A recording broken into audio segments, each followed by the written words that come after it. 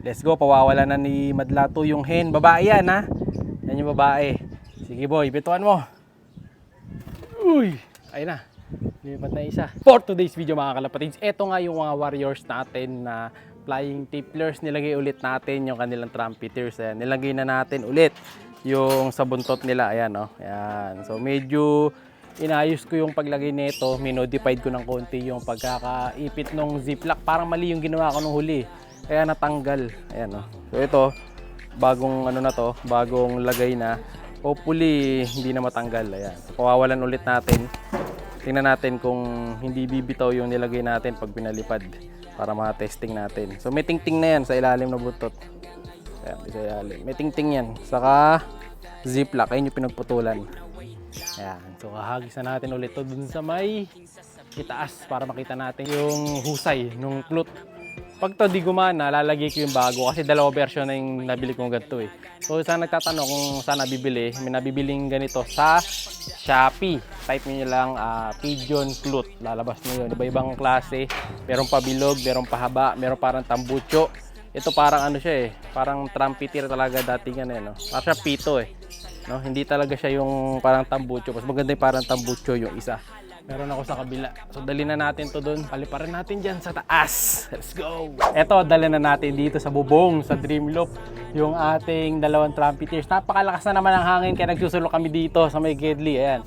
Nakatago tayo dito sa likod nung abangan natin. Kita nyo yung flag. Ayun, no? Lakas ng hangin. So yun ang gagaling sa norte. Pa-south yung hangin mga kalapatid. So headwind kapag pa-north. Pero ito, ibon natin nagkawala na. Gusto na lumipad. So pawawalan na natin to kasama nung kapares niya. Saan kapares niya boy? Lapit mo nga. Ayan yung kapares niya mga kalapatid. So ready na. So tara, let's go. Isa-isa lang gagawin pala natin para makita natin yung kapasidad nung mga kalapati natin kapag may float na. Let's go. Let's go. Pawawalan na ni Madlato yung hen. Babae yan ha. Yan yung babae. Sige boy, bituan mo.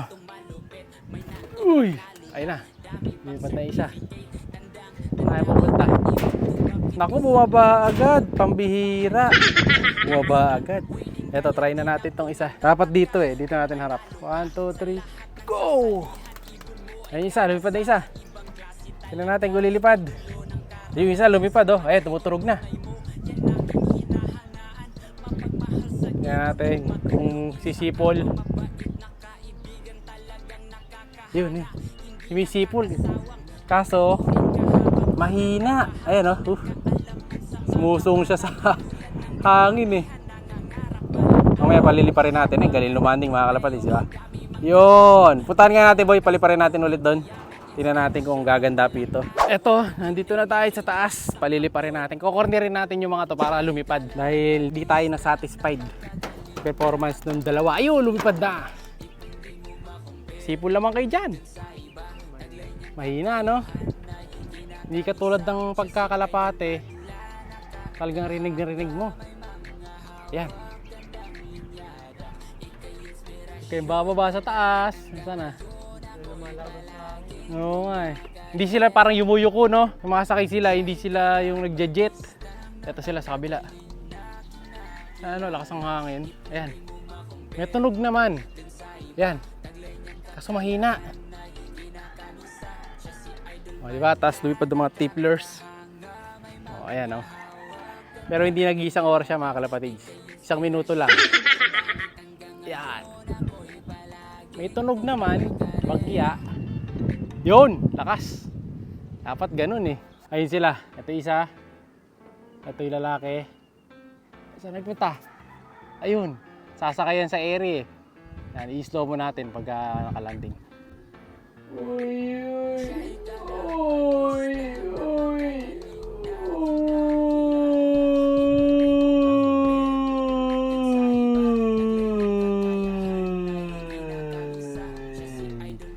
diba? Smooth sila magsilanding, ang kaso nga hindi nga maganda yung tunog.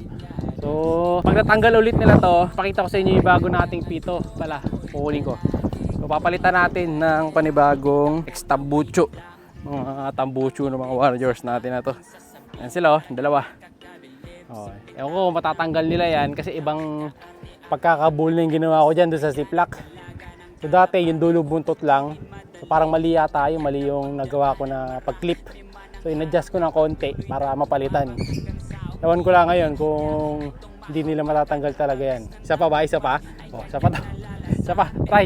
Lipad! O yan, isa pa. Round 2. Round 2. Tingnan natin. Baka lumakas ang tunog. Makasakay sa area mga kalapatids. Eh no. Ako, punta yata ilog ah. So, yun. Hindi ko pa naman na-experience na dumapo sila sa ibang lugar. Hindi pa naman. Buti naman. Ayun sila oh. Hindi pa naman. Dito lang yan dumadapo. Kundi dito, dun. Saka dyan. Yung tatlo lang na yan. Ayun sila. Di ba? Masisipag lumipad dyan. Sanay naman. Matikas na rin sa lipad. Eh na, lalanding na. Uy. Oy.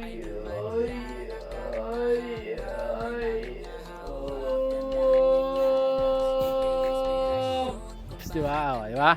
Mabilis naman lumanding. Tapos niyan, tulak na natin. Tulak ko na. Ayun sila. Tulak na natin. Para pumasok na rin. Pasok. Doon na. Tama ng liparan. Pasok na. Doon, sa kabila. Sa pinto. Pasok na. Yan. Pasok na to. Tulak.